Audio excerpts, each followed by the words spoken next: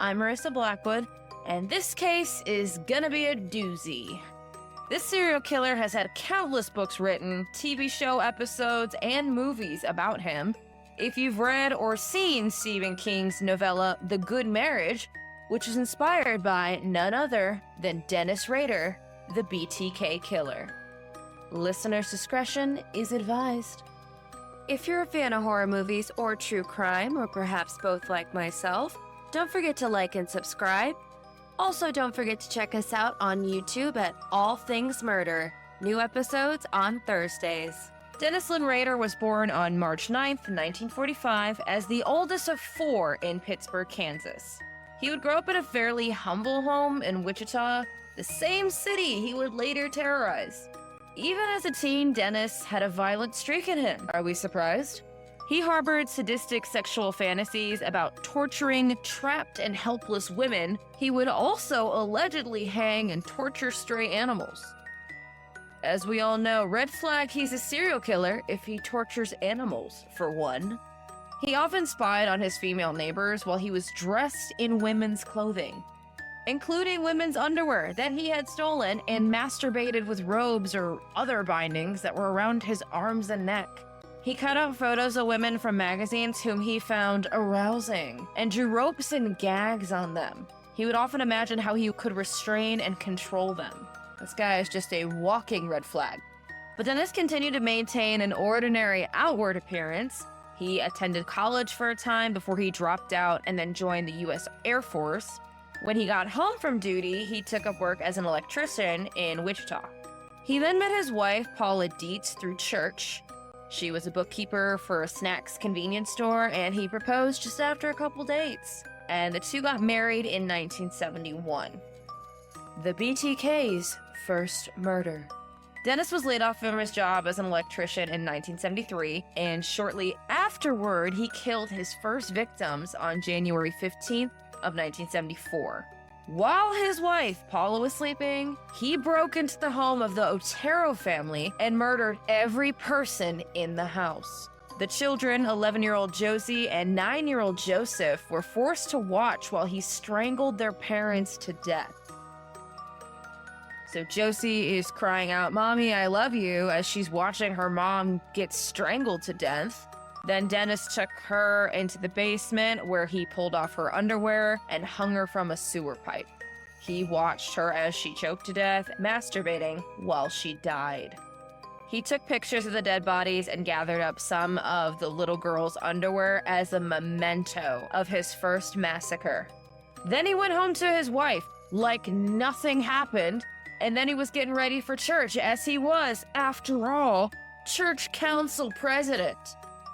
This just goes to show your neighbors and friends, you do not know them. This guy was a churchgoer, seemed like an all-American dude, and is a twisted, messed up serial killer. He took his next two victims just a few months after the Otero's 15-year-old son discovered his massacre family. Dennis stalked and waited in the apartment of a young college student named Catherine Bright before he stabbed and strangled her. He then shot her brother, Kevin, twice, but he did survive. Kevin later described Dennis as having psychotic eyes, which I think we can agree. He's crazy. He definitely has psychotic eyes. Paula, who was now 3 months with Dennis's first child, unknowing to her husband began to advertise his crimes. What is going on in this man's mind? After describing how he killed the Oteros in a letter he stashed inside an engineering book at the public library in Wichita, he called a local paper, the Wichita Eagle, and let them know where he could find his confession. He said, "I'm not getting any publicity, so I'm gonna create my own."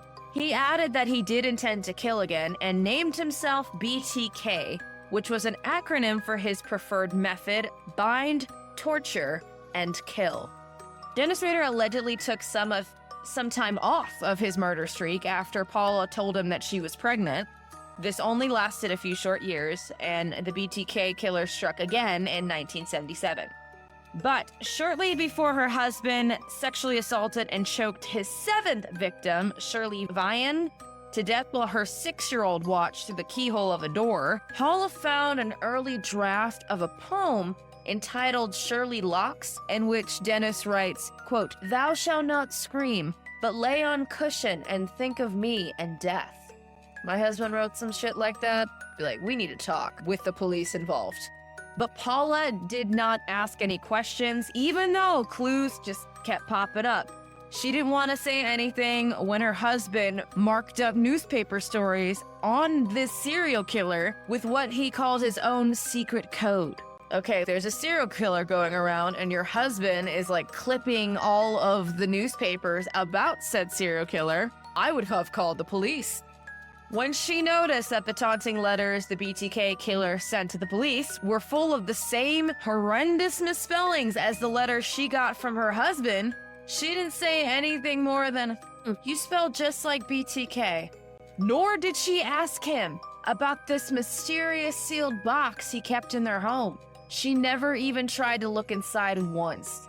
Now, I understand there is that barrier of trust between a relationship. There's trust in every relationship, but when your partner starts doing sketchy shit, I think that's a time for you to get nosy. Absolutely, get nosy, because you know what? You could save lives. Being nosy might have saved lives. If she had, she would have found a treasure chest full of horrors, which Dennis referred to as the mother lode. It contained mementos from the BTK killer's crime scenes, such as dead women's underwear, driver's license, along with pictures of him dressed up in victims' underwear, choking himself and burying himself alive, reenacting the ways that he had killed them.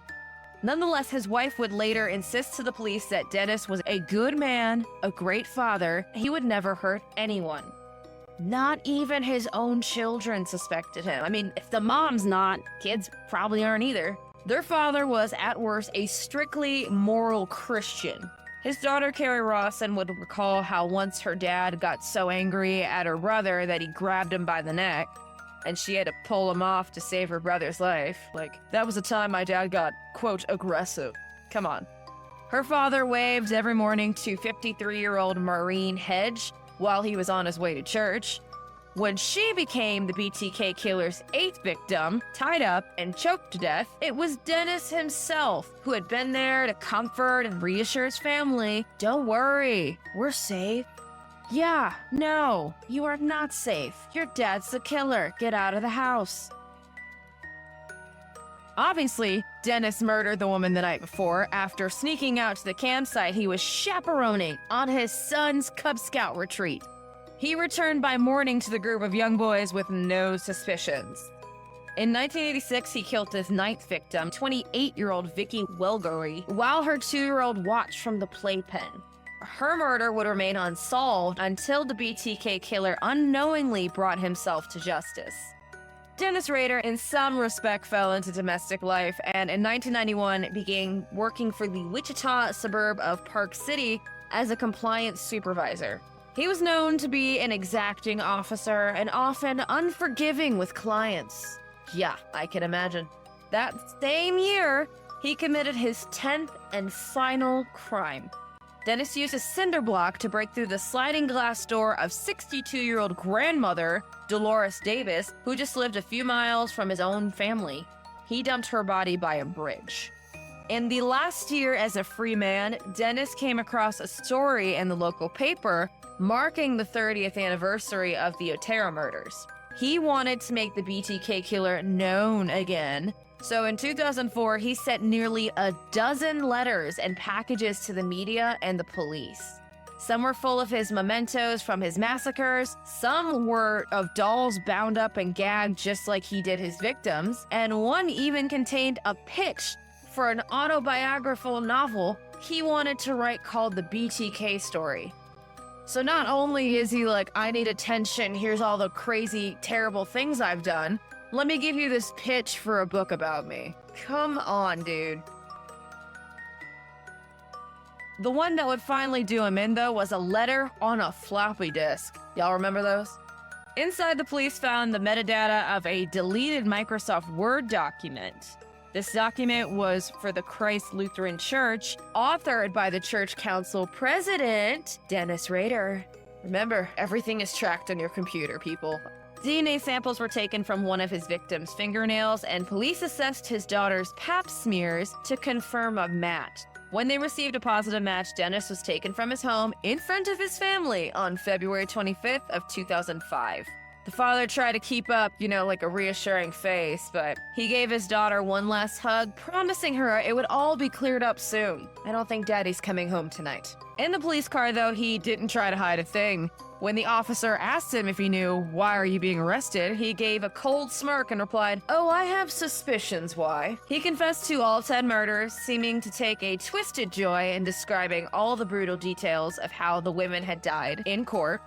The BTK killer was sentenced to 175 years in jail without the possibility of parole. He escaped the death penalty only because Kansas did not have a death penalty instated during the 17 years of his rampage. He was 60 years old when he was sentenced to 10 consecutive life sentences. Now, you're probably wondering, what happened to his family? So Dennis's wife Paula left her meal half-eaten on the dinner table the day he was arrested, and she never came back to finish it. When the horrible truth came out about her husband, she refused to ever step foot in that house again. She divorced Dennis when he confessed to the crimes. I'm with you, girl. I wouldn't have even stepped foot in that house. Nope. Bye.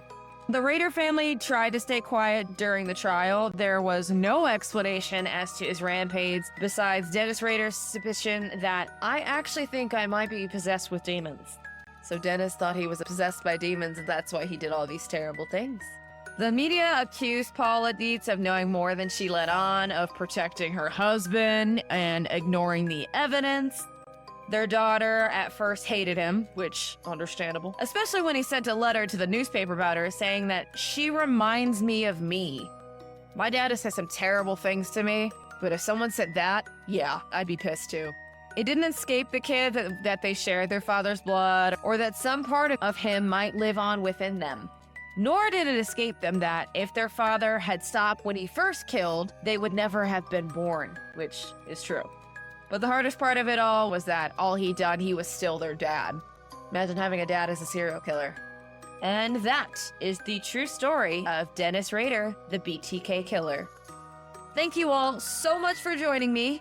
I'm Marissa Blackwood, and don't forget to tune in next week. It is going to be our season finale. Woo! It's been a year. I cannot believe it. Thank you all so much.